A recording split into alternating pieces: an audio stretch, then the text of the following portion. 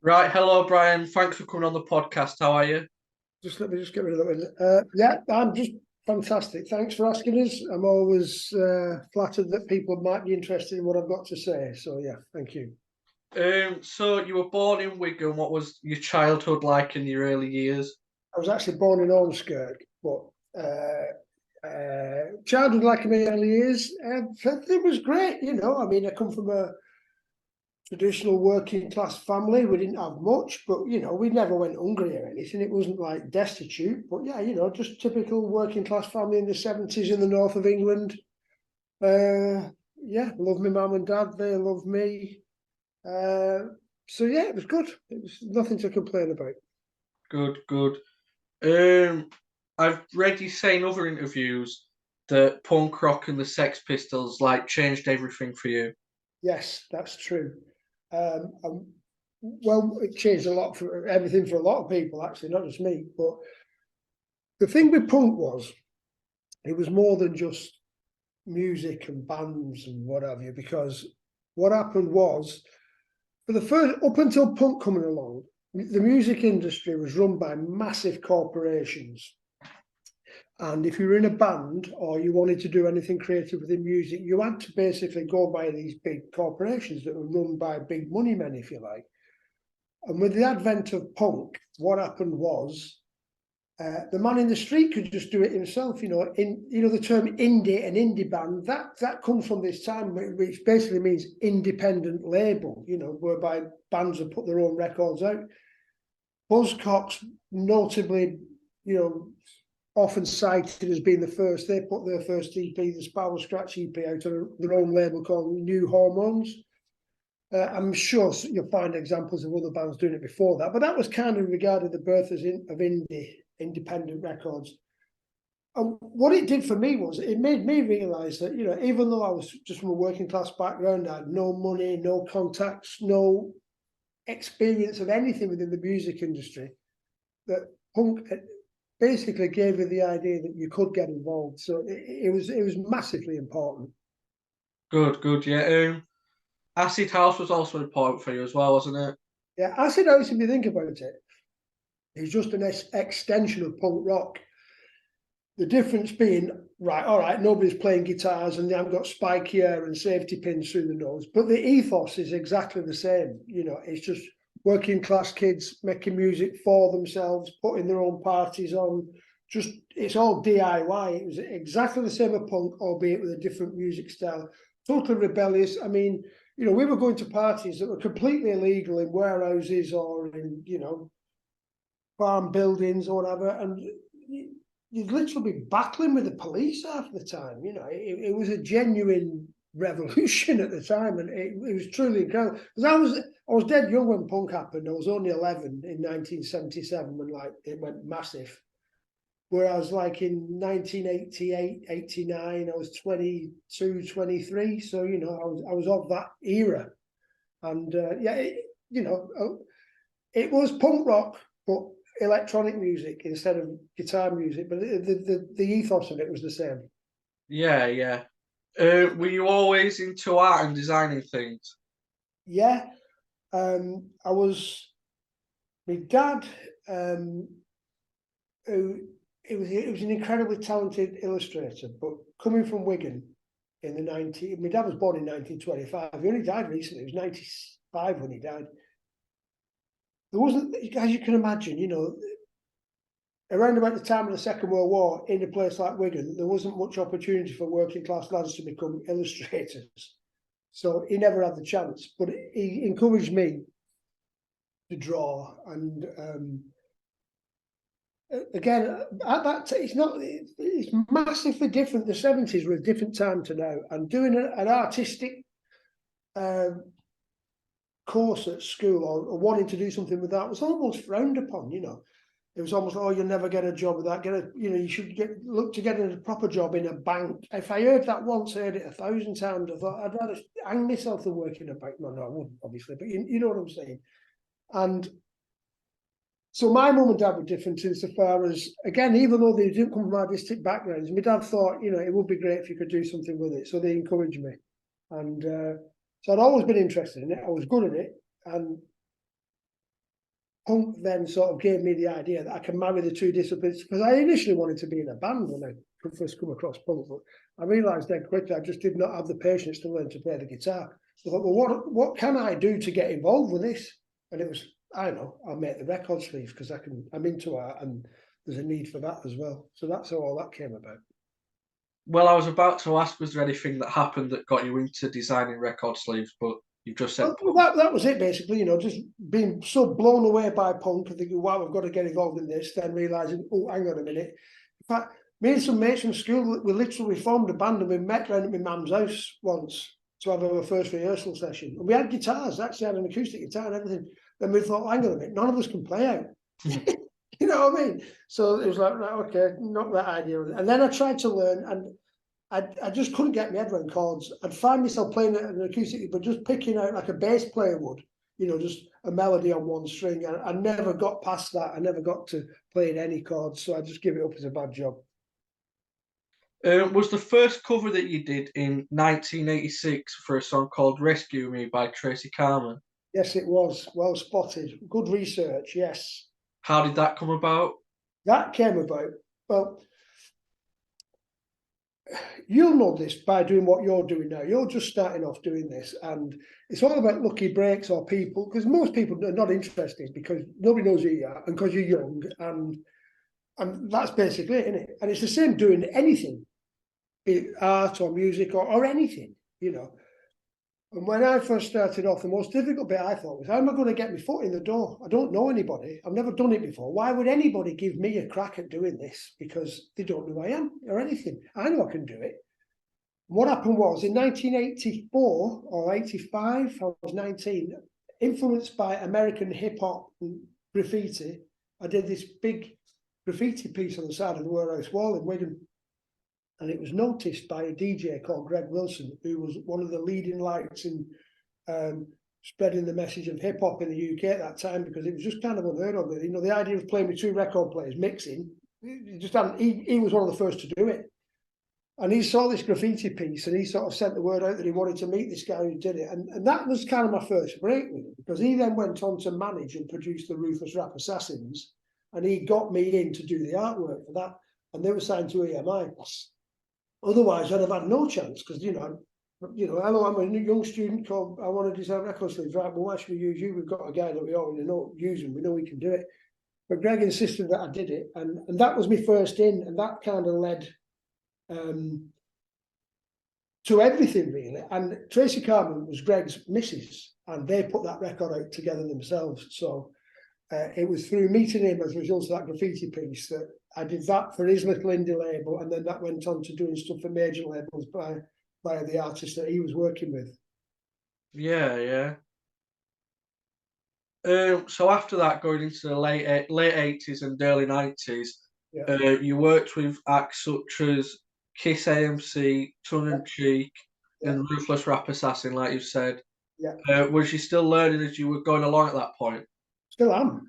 No, literally, still am.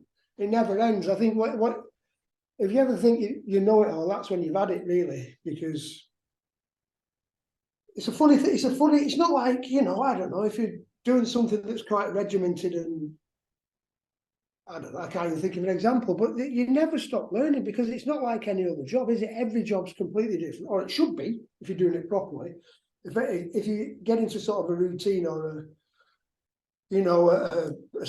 if it becomes regular, they're doing the same thing, you're obviously doing it wrong, because everyone should be specific to the record that you're doing the artwork for, So, oh God, when I first started off, I made some howling mistakes, because what happened with me, I did a degree in graphics, and you think, well, you've got a graphic design degree, you must know what you're doing. But no, because they didn't really teach us anything about the real world. It was just, it's a pretty shit course, really, in Leeds. I mean, I really enjoyed the time there, but I didn't really learn that much. And I found myself learning on my feet in the real world. And because I didn't ever have a job, I went on my own from day one. I was making these mistakes in public with nobody to guide me, and just learning by my own mistakes. And it was a real baptism of fire, but, I got there in the end. And no, like I'm serious when I say that. I'm not being flippant. I'm still learning as I'm going today. Yeah. We'll get on to some of the bands you worked with in the 90s, but that must have been a very special time for you, that decade. The 90s, oh yeah, I mean, it's defined my career, hasn't it? You know, I mean, a couple of bands in particular. But it was just an amazing time anyway, you know, even if I hadn't been doing that, because, you know, I suppose a lot of younger people now they look at the 90s like we would have looked at the 60s back then, you know what I mean? It was an incredible time for bands and art and, you know, just a whole, it was just a different time, you know, it was pre-internet, that's a massive thing, that's massive, you know, there was none of this downloading music or going to a gig and everybody stood there with a phone. There was no phones, there was no internet. It was, I mean, just here's a crazy fact for you. When Oasis played at Nebworth, right, on the first night, you know, John Squire played with them. Right? Yeah, yeah. The crowd on the second night didn't even know that he'd been on the night before. Imagine, I mean, it's just impossible now, isn't it? You know, Yeah. so, quite an innocent time, really. And it was the last time that'll ever happen. And it'll never be the same. The 90s was the last hurrah of rock and roll, really. You know, I mean, I'm sure a lot of people, oh, what you're on about, it's still great now. I'm sure it is, but it'll never be like it was. There'll never be queuing up for tickets, queuing up for record shop. It's just gone, hasn't it? But no, it was an incredibly special time, man. How did you get into working with the Verve? The Verve came about. I'm from Wigan, and the Verve are from Wigan, and I went to a party one night in Wigan that my ex-girlfriend had in her mum and dad's house. And some of the sleeves this is in the days before streaming and what have you. So to hear a record at a party, you have to take the record with you. You know, people turn up at parties with records. There's no other way of doing it. And at Sharon's house, I don't think I took them to the party. I think they were just there because I was going out with them. There was a load of records there that I designed the sleeves for Kiss AMC and the Rap Assassins primarily. And I met Richard Ashcroft there because he used to go to the same sixth form college as Sharon, who I used to go out with. And we just got chatting about what I'd done and the fact that I'd done these record sleeves. And he was like, wow, that's amazing. You wanted to be a record sleeve designer. Most lads want to be footballers or DJs or rock stars. You set out to do this and that, yeah. And thought no more of it. And then I didn't see him again for another couple of years, literally. And bumped into him on a petrol station at 6 o'clock in the morning and I nipped out for a pint of milk. And he just got out this car and he remembered me and I remembered him. And it was weird because we had nothing in common, you know, we didn't dress the same and he's a lot younger than me. But I really hit it off with him, I really liked him and vice versa.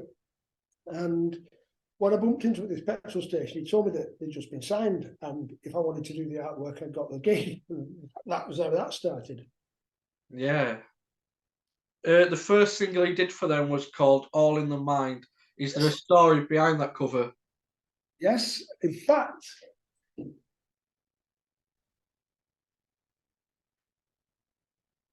don't know if you can see that.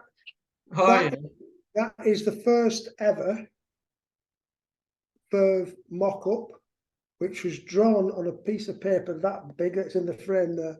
And I did that in the first meeting that I had with the band, which was in Richard Ashcroft's flat, which was above a chemist in Wigan. And that was in 1991 that was drawn.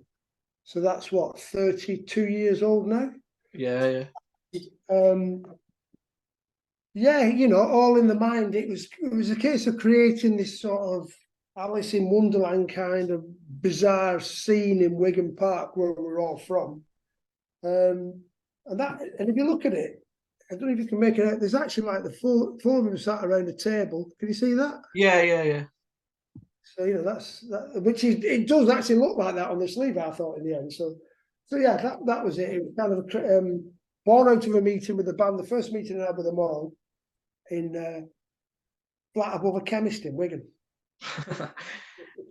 You did their 3 albums in the 90s. My favourite. Everything they released in the 90s, I did, yeah.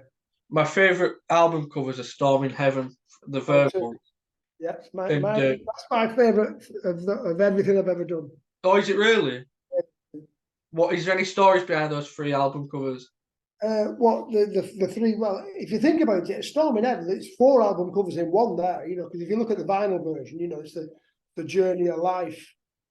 And the thing with that is that said about a lot about the way I was working and the way I set up. And it's still the same way I work now because I put it upon myself to come up with these 4 different album sleeves effectively. I didn't get paid any more for doing that. You know, I was unknown then anyway, and I don't think you would anyway. You know, I was given a fee of whatever it was, not that much. But the point I'm making is I never put a clock on any of my work. And by that I mean design agencies are businesses like any other business. You know, if you took your car to be fixed, they'd say, well, the parts cost so much and we spent so many hours doing it, so the labour is so much, right? Design agencies do it exactly the same way. You know, we've had one of our top designers on this job and he's worked on it for 40 hours, therefore he owes £2,000. I never looked at it that way. I think, you know, that's the budget, nice one. No, I'm going to carry on working on this until I am happy that it is done. And if that takes 10 times longer than I'd expected, well, so fucking be it. You know what I mean? Because it has to be done properly. And that's how I got ahead in the game. The bands, because it was always bands that got me in, never record companies. They realised that I was passionate and I would go the extra mile. And the money wasn't what I was doing it for. I'd obviously want to get paid, because if you don't get paid, you can't eat. But I was more about doing a job, you know, I'd just keep going until the job was done. And thus, when I say I didn't put a clock on it, that's what I mean. There was you know, a lot of designers would have liked work. Say, for example, here's some easy numbers to work with. Say they were charging £50 an hour and they had £1,000. That's right, I can devote 20 hours to this job, right? I didn't do it like that, you know. It's like I'd do 20, you know, I just kept going until it was done as best as it could be. So yeah, that's how and the Verve stuff, you know, that was early on in my career, so there wasn't much money anyway, and none of it's done in Photoshop, and you know, we really went out of our way to just do the best job we can. So it's the story. There's stories behind all of them, you know, like they're all done individually for each record. Everyone's specific. There's never anything. When I say specific, if you look at Blur's album or Blur's record sleeves, they're all photos out of books they're already, you know, like Part Life, you know, the dogs running around the track. Yeah. That picture was in William Hill Bucky's window.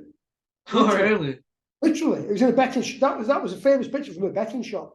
That was kind of the point. But all of their pictures came out of books or image libraries. Everything we did was specific to that record. You know what I mean? Yeah, yeah. So you know, that's another story. But yeah, so everything was tailor-made.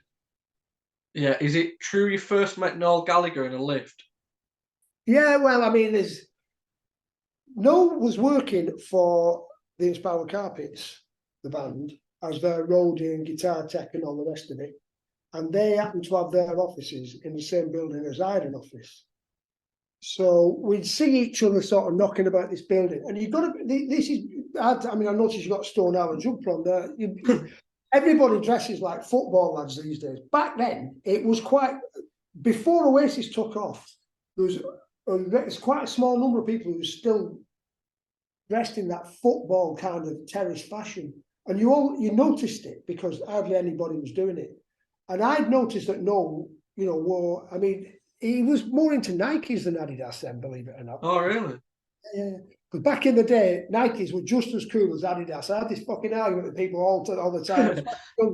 Well, you don't think it was Adidas I was wearing that day, right? And I bought these trainers in Italy when I took my mum to Rome for 60th birthday that you couldn't get in this country. And the first thing he ever said to me was, "Where did you get your trainers from?" So that's how we got chatting. But so yeah, the lift. It was kind of, you know, we worked in the same building and the conversation started about trainers. But yeah, that is a true story. Was it through him that you did Revenge of the Goldfish for Inspiral Carpets?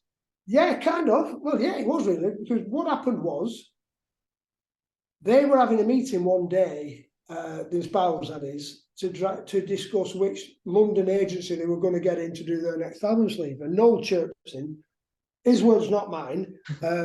You don't need to look in London. There's a genius, just the floor beneath us here. Get him in. Because they didn't know who I was, you know, nobody did. I was just starting out. So yeah, he put the word in, and that's how I got the job to work with the Inspirals. Yeah. Oh, nice, nice. You designed the now famous Oasis logo. You've done a YouTube video on it, but could you just give us a quick explanation behind that? Yeah. Well, what happened was the first time I met them all as a band, I've met Liam and Noel before, but the first time I met them all as a band was in Sheffield. Are you from Yorkshire? Yeah, Leeds, yeah. Leeds. I did my degree in Leeds. Yeah. Yeah, I really enjoyed it actually. Yes, so I went to see them in Sheffield, and I took with me a book of record sleeves, which I don't normally do because I don't like looking at all the sleeves, so I don't become derivative. But I took this book with me to see what they did and what they didn't like. And in that book was this album sleeve. And it's Rolling Stones' second album from 1964. And what's amazing about it is, not only does it not say the Rolling Stones on it, it doesn't say anything. Yeah. The record sleeves at that time were just covered in, just plastered in type, band name, all the names of the singles, all the rest of it. And I just thought, wow. And the Decca logo in the corner, that's the record company logo. Can you see that? Yeah, yeah. And I didn't rip the Decca logo off, but well, I didn't rip it off at all. It's a different typeface and all the rest of it. But I just like that branding aspect of it. And I just thought that was it. You know, that was the solution. Just came to me in a flash. So I changed the typeface. And then what that gave us then was the ability to have anything on the sleeve. And so long as you like, it's like a McDonald's style branding, you know, children who can't read or write know that means McDonald's. You know what I mean? Yeah. And it was the same sort of thing whereby just this instant, as soon as you just, so you can have a picture of anything on there, and just by virtue of having that logo in the corner, it was obviously an Oasis product. So that's where it came from. Just a meeting in Sheffield with a band backstage in 1993, before they'd have a record, obviously. And just based on that Decca branding. Yeah. Did you design logos for any other bands, or did you get asked to do it? Logos has never been my strong point, although that's a classic, obviously. I did the Verve's logo. Oh, yeah. Yeah, I did. I'm not got it here. But I'm more into coming up with, like, you know, images, concepts. But, you know, like I said, that whole Oasis branding exercise, I mean, it does look top, doesn't it? You know what I mean? Yeah. So, yeah, even though I did my degree in graphics and I'm known as a graphic designer, I'm a photographer these days. I take all my own pictures, but more into like coming up with images as opposed to logos. But I have done a few, yeah. The story, the Some Might Say cover's brilliant, getting the lyrics in visually. Is that one of your favourites? It is my favourite. That and Definitely Maybe, but yeah, Some Might Say. I love that, everything about it. I love that record. I was there when they mixed it. Me and Owen Morris were together when he finished it. I heard it before Noel Gallagher did. I heard Really? it. Imagine that. Yeah. Me and Owen Morris were the first people in the world to hear Some Might Say before the band, because they weren't there. He was mixing it, and they heard a rough mix of it, but the finished definitive version, me and Owen Morris, who produced it, obviously, were the first people to hear it. So I love that record. It was the first #1. But, you know, it's at that time in a band's career where it's just taken off, but before it's gone mental and everything just gets a bit too weird, like it did later on. It was just a great time. I love the sleeve. My mum and dad are on it. You know the stories, you know. So, yeah, it's just a wonderful piece and a wonderful time. Yeah, yeah. I never knew it was Liam that was stood on the bridge in the background. See, there's all sorts of little Easter eggs dropped into all of these, but yeah, I know with the watering can, and I presume you got that from one of my videos. You worked that out, did you? Yeah, that about Liam. Yeah, I heard you say it. Yeah. Mm-hmm. There's a myth that Noel and Liam were meant to be on the Morning Glory cover. Can you tell us the truth about that? It's not true, and I made it up. I made that urban myth up. They were supposed to be Liam and Noel on the Morning Glory cover, and they never turned up because they got hammered the night before. In actual fact, they were in Ireland.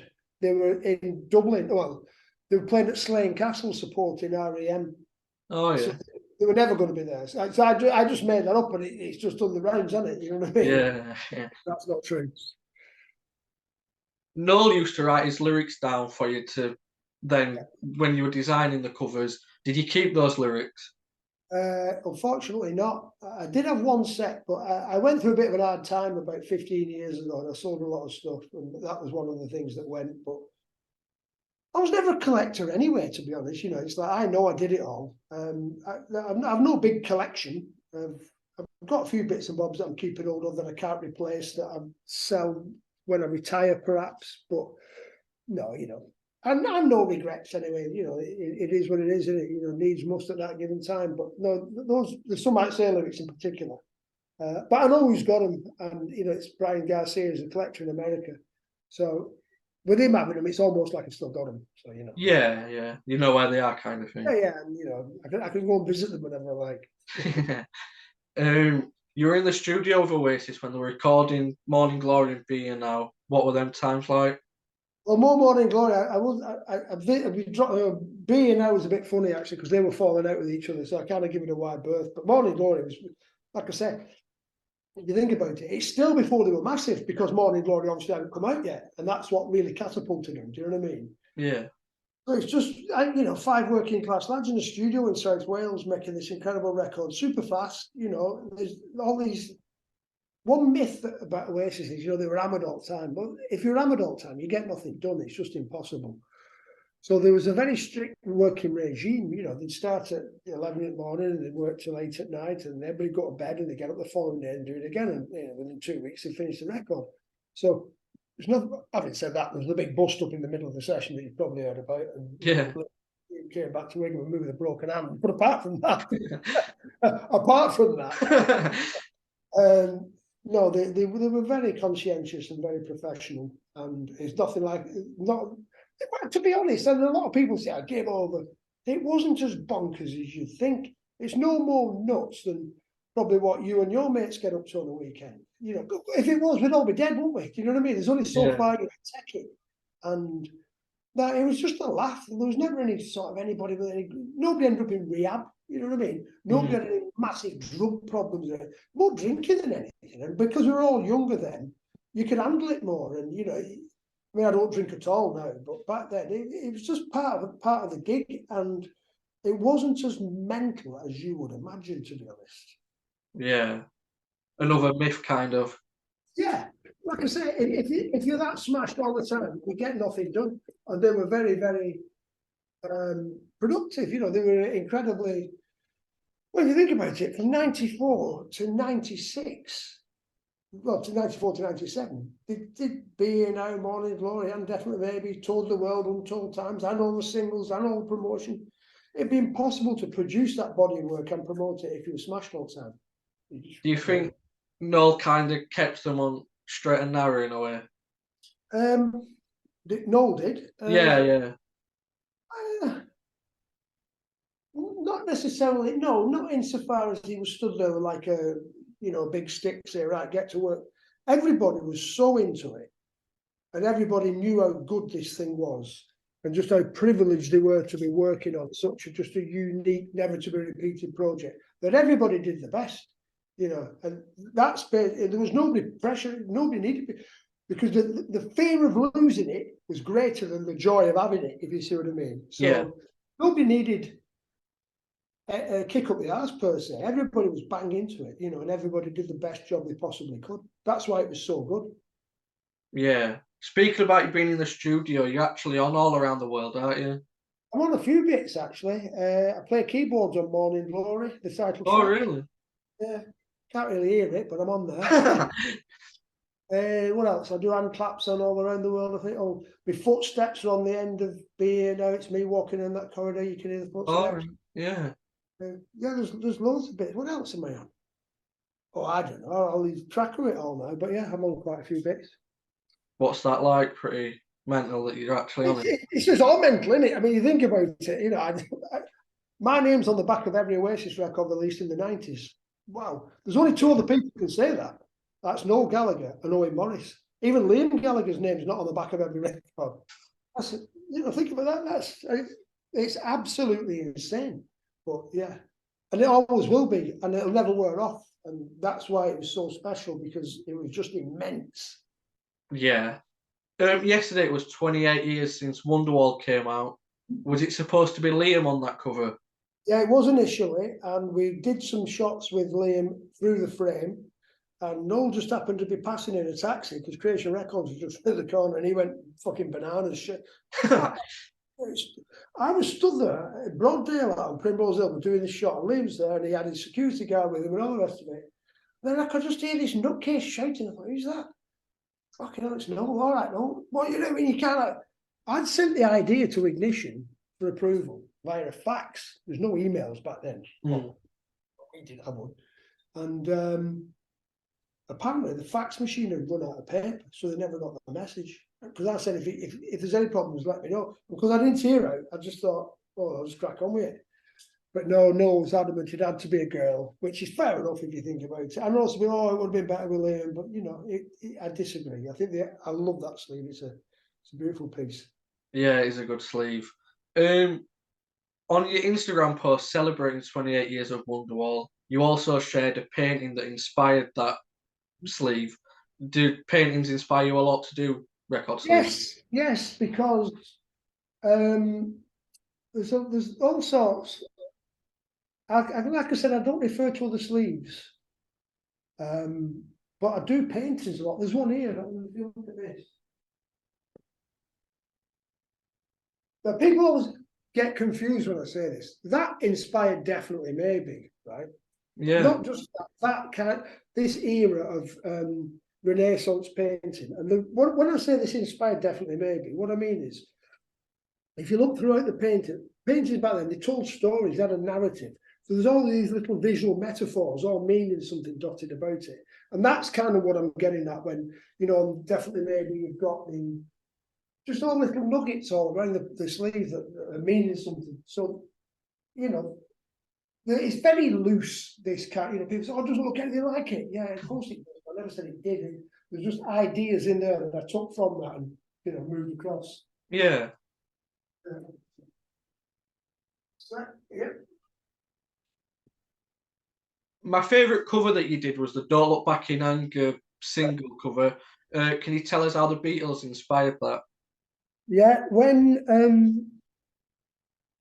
they were recording the White Album in 1968 in Abbey Road, they had a big fallout, I believe, and Ringo left. And I think it was George that coaxed him back in. And when he agreed to come back, he'd smothered his drum kit in flowers as like, you know, we love you, sort of very touching gesture. And that's where it came from, you know, that's simple as that, really. And when we did the actual sleeve, it's all Oasis equipment that we had brought in for the day. And Meg Matthews, who was married to Noel at the time, she was like, she was great at organising stuff. She'd like put parties on and do all that kind of thing. And she organised the flowers, which we had imported from Holland. And I think there's like 10,000 carnations. But you don't get blue carnations that are red, white, and blue. So I had a work experience student dipping 3,000 white carnations in blue ink to get the effect. So yeah, that was incredible as well. Just the smell in that room. You imagine 10,000 flowers like that. It was incredible. Yeah. What was it like working with Suede?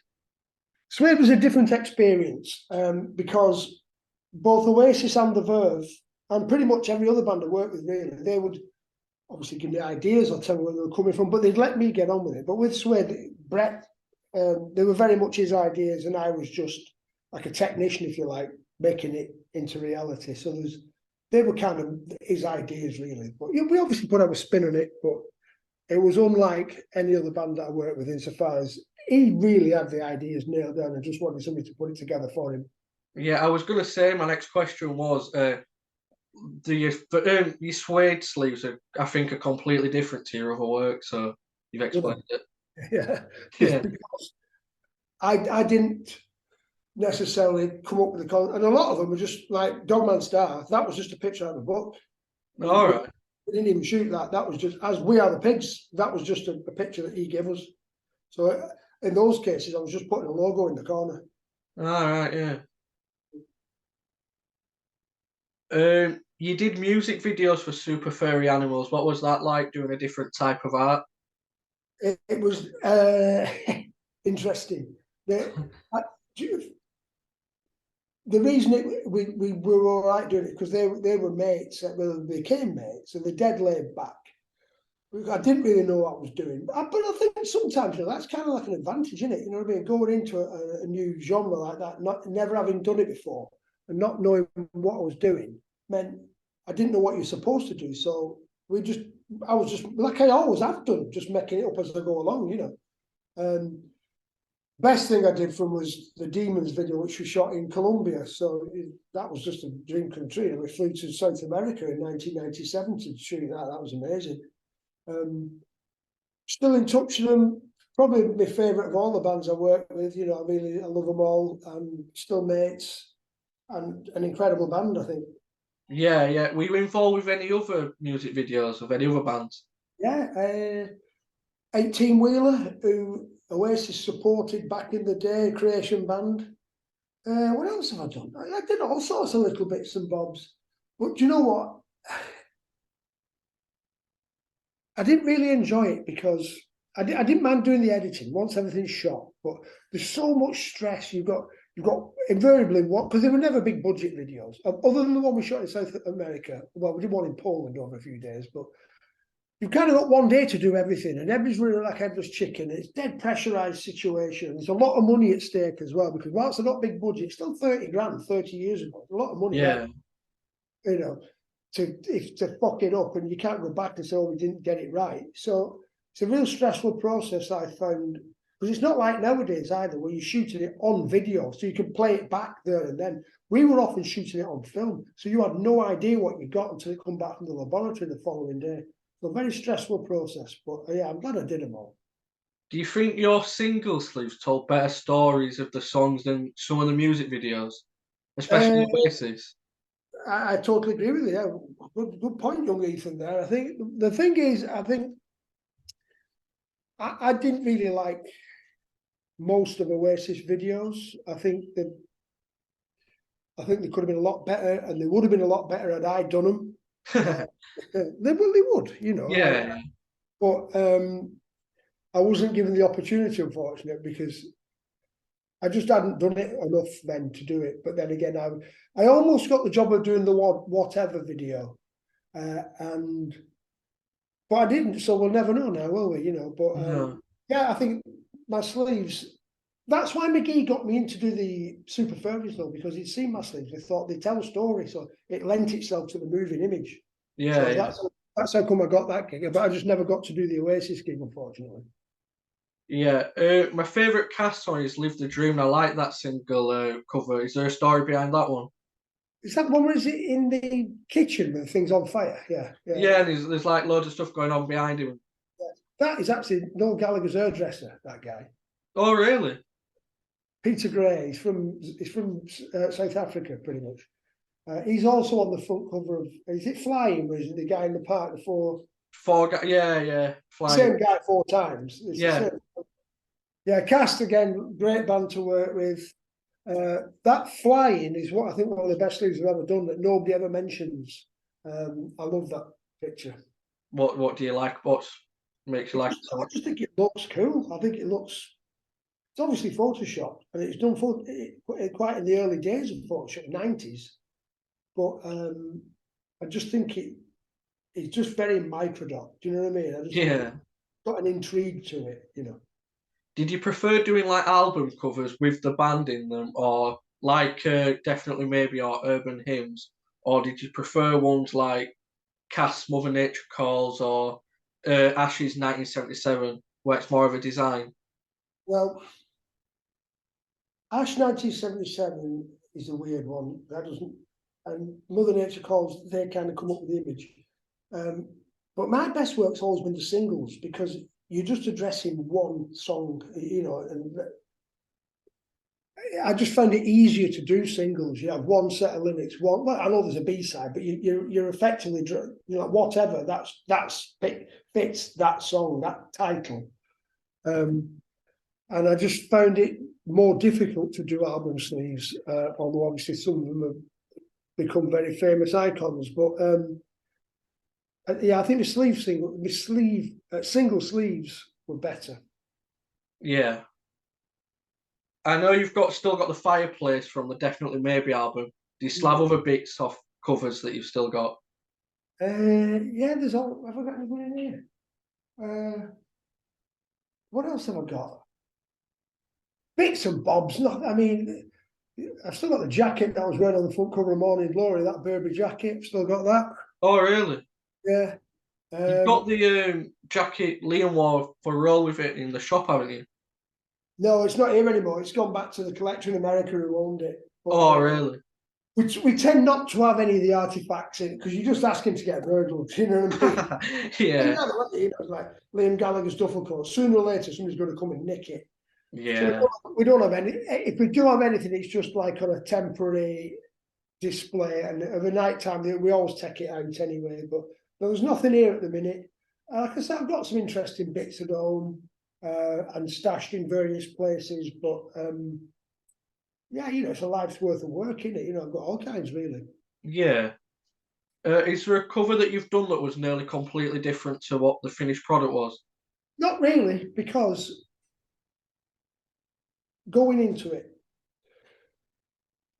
the way it used to work back then, it's not like nowadays where you can do a shoot, digital image, do whatever you need to do with it, and the client's got it the following day, and then it's on a website all within 24 hours. Back then, because you're shooting on film, you'd have to get laboratory involved to process the film, then you'd have to look at each little contact sheet, then you print it, then it's such a long drawn-out process, and the manufacturing process, that you had to work way up front of any release, and you could not jeopardize the release. So everything had to be meticulously planned. So you never went into anything half-cocked, thinking, oh, this might work, and if it doesn't, we'll just do that. We knew exactly what we were doing months in advance. Nothing ever got rejected, we never missed a deadline. Despite being renowned as being madmen and worse than the bands are at the time at Microdot, we never fucked anything up. Everything got done on time every time. Yeah. That's just as a result of forward planning and research. So it was never likely to happen that what we ended up doing was not what we set out to do. That would just be impossible. Yeah. Is what cover took the longest time to shoot or design? Putting a Rolls Royce in a swimming pool is pretty tricky. So it's got to be that, because yeah, you've got to. The trickiest bit was what you've got to find somebody who's got a pool who'll let you put a Rolls Royce in it. So there's that. Then you've got to find a Rolls Royce that it looks like it's in top nick, but it actually isn't. There's a scrap one. Then you've got to transport that and get a crane involved. Can you imagine the logistics of putting that together? So yeah, it'd definitely be here now. And you know, when you look at it, it looks like it's photoshopped. I think the car looks too small, but it's not. It's real. It's definitely there. So yeah, it'd have to be that. Whose idea was the Rolls Royce? Bonnet. Oh, were it? Yeah, and yeah, it's based on a myth that Keith Moon, you know, the drummer from the Who, he drove the Rolls Royce to the pool. He never did. I think there was some incident involving a Lincoln Town car in America but he never drove her up. It's a rock and roll myth. Just like Liam and Noel should have been on the cover of Morning Glory.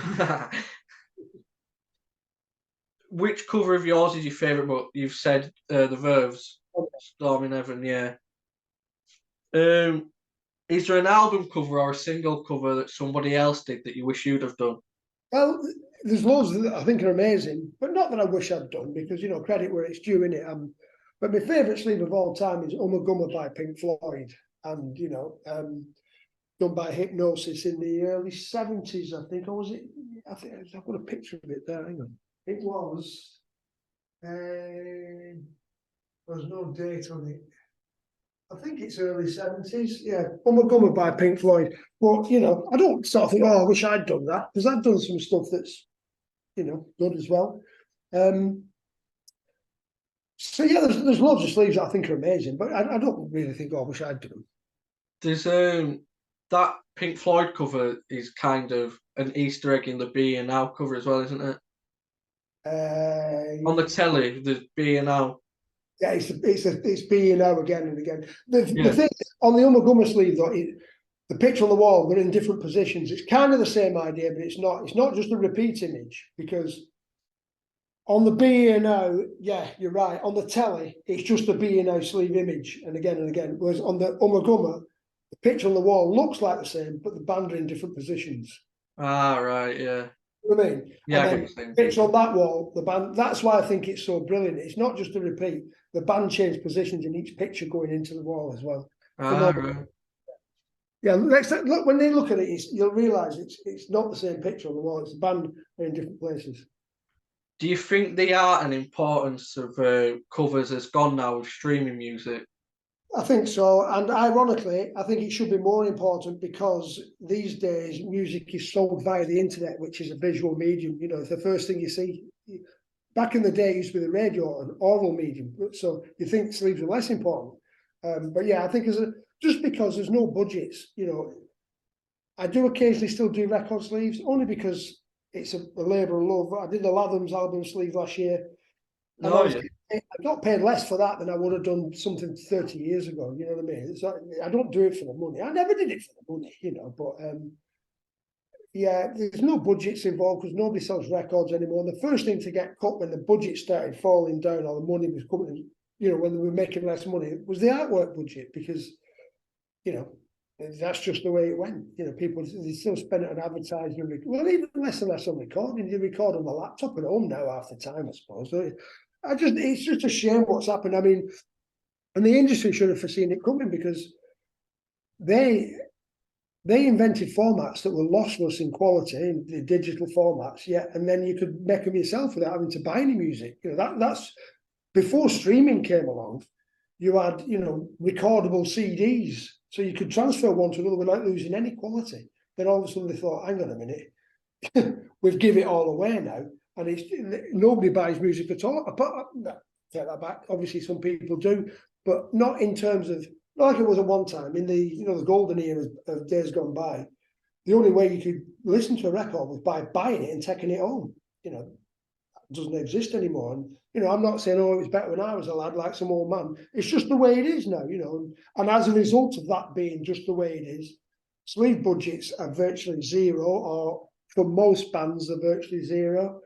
I mean, I'm sure that Coldplay still spend a lot of money doing their artwork, but there's not that many bands who've got that kind of profile or that kind of money. So it's a lost art now, unfortunately. Yeah, it's a shame, really. So you've got the two stores, Microdot stores in Kendal and Manchester. You've got the YouTube channel. How's all that going? I've not done any YouTube videos for a while, just because I've been mad busy running a shop in Kendal and a shop in Manchester, and the online thing as well. We're looking to do the next phase is hopefully a shop in London. There's nothing set in stone yet, but that's something that we're working on. Because wherever we do it, you know, it proves popular and it proves viable as a business. So what I want to do next is have a store in London and do much more new work. New work that's not necessarily related to any of the bands, just my work, you know, just new stuff that I'm doing and just selling them as art pieces in their own right. That's kind of the vision and direction where we want to be headed. So yeah, it's crazy busy. We never stop. There's 3 of us here in Kendal. That's where I am today. In the Manchester store, there's 5 of them there. And then obviously if we go to London, we'll be getting more stuff. And we never stop. You know, I'm working 7 days a week these days, but absolutely love it. You know, it's brilliant. Couldn't be better. I wouldn't have it any other way. Yeah. I enjoyed the 3-part series you did on YouTube with the Oasis posters. There's one in the background there. Yes. Are you doing? Yes, I'm doing 3 more, which are going to be released on the 1st of December, which will be Nebworth, Loch Lomond, and the Whiskey a Go-Go gig, the famous Whiskey a Go-Go gig, which I was at. Oh, was you there? Yeah. Well, I was at well, all the gigs I've just mentioned, yeah, but I was in LA with them that night, yeah. Were it as bad as it gets made out to be? It was what was bad was the gig. Yeah, it was shocking. It's the only bad gig I've ever seen Oasis do. Really? All them years? It was shocking. It was, you've probably seen the video. I mean, I've never seen Oasis before, since, after, ever, and you never see it again. But they had to stop a song because they started playing it wrong. I mean, the only other band I've ever seen do that live, I saw the Lars do it, but then again, you expect the Lars to do it. But no, it was unreal. It was bonkers. It just didn't happen. Ringo Starr was in the audience. No one was gutted. Everybody was gutted. Yeah. And, yeah, it was a real. I remember because it was Whiskey a Go-Go on Sunset Boulevard. I remember walking back down Sunset Boulevard after the gig, thinking, "What the fucking hell just happened there?" You know, it was nuts. Yeah. But they were known for the tightness playing live and that, weren't they? So Definitely, right from the off. You know, you have you seen that gig they did at Glen Eagles before they had a record? The Glen Eagles Hotel in Scotland. Look that up on YouTube. It's absolutely incredible. And anybody watching this should look it up. If you've got any passing interest in Oasis at all. They did a gig for a Sony music convention at the Glen Eagles Hotel in Scotland. So it's the hardest crowd in the world to play for. There's no fans there. It's just music industry. Because again, it's pre-internet, so it's not like you can send somebody a YouTube video. Sony Music will get all the top bods from all over the world, from Argentina or Czechoslovakia or wherever it might be, and they assemble them all together in a posh hotel, and they showcase some of the new bands that they've got coming up, right? Oasis being one of them. So Oasis are playing to a really dry crowd where nobody's going to start jumping about and all the rest of it. They're just music industry bods, and they are absolutely mustard. And you've got to bear in mind, they've never had a record out. This was '93. yeah. It could be even early '94, I'm not sure, but it's definitely before they had a record out that early on. And well, watch it when you get off now. Look it up. Oasis, Glen Eagles Hotel in Scotland. They're absolutely mustard. So for them to go, and in between that and playing in LA, they did a shitload of gigs, and they were just getting better all the time. And they just went to pot that night. It was mad. It really was.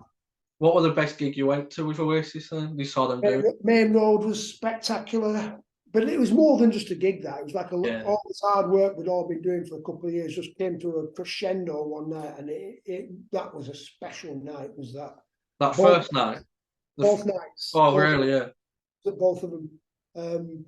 It truly was exceptional. I don't remember much about Nebworth, not because I was hammered or anything, but just because it was just so insanely, mind-blowingly huge. I don't remember much about it. Loch Lomond was good, you know, but Main Road was the best of the big ones, I thought. Other than that, just wherever they played, it was just absolutely electric, you know. So I'm playing the Irish Centre in Leeds. Oh, yeah. You know what I mean? The Irish Centre. Yeah, yeah. Out of town, isn't it? It's just towards... Yeah, it's just outside town, yeah. It's out towards, what's it called? Anyway, you know what it is. Yeah. And that's just like a glorified labour club, isn't it? You know what I mean? It's only small, isn't it? Yeah. Sort of Oasis playing there, you know, absolutely mind blowing. You're just incredible gigs, every one of them was. That was the night after the Newcastle gig, wasn't it? When I wasn't at the Newcastle gig, but I did go. I was in the Leeds gig, and that gig in Leeds, that was the first time they ever saw the sleeve to Definitely Maybe. Oh, really?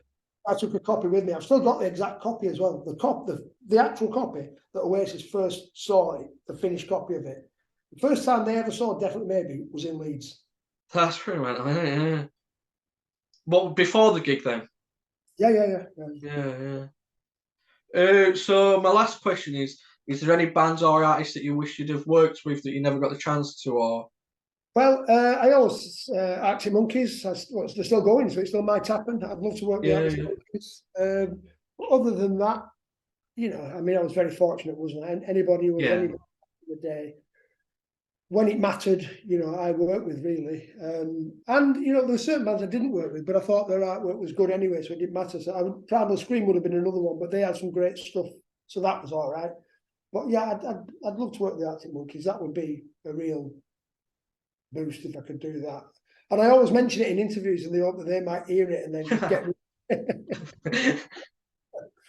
That's the end of the interview, but thank you for coming on. I enjoyed that. Me too, mate. Nice one. Thank you, yeah. I'm flattered that you're interested enough to contact us, and you know, good luck with it. Who else have you got lined up to interview? I've got Glenn Matlock, hopefully. Brilliant. Tell him I'm a massive fan. He changed my life. Tell him. I'll tell him. Well, I've got Brian Garcia, the collector. Yeah, right. Yeah, a few others, yeah. So. Oh, good luck with it all, and if you need anything else, just let me know.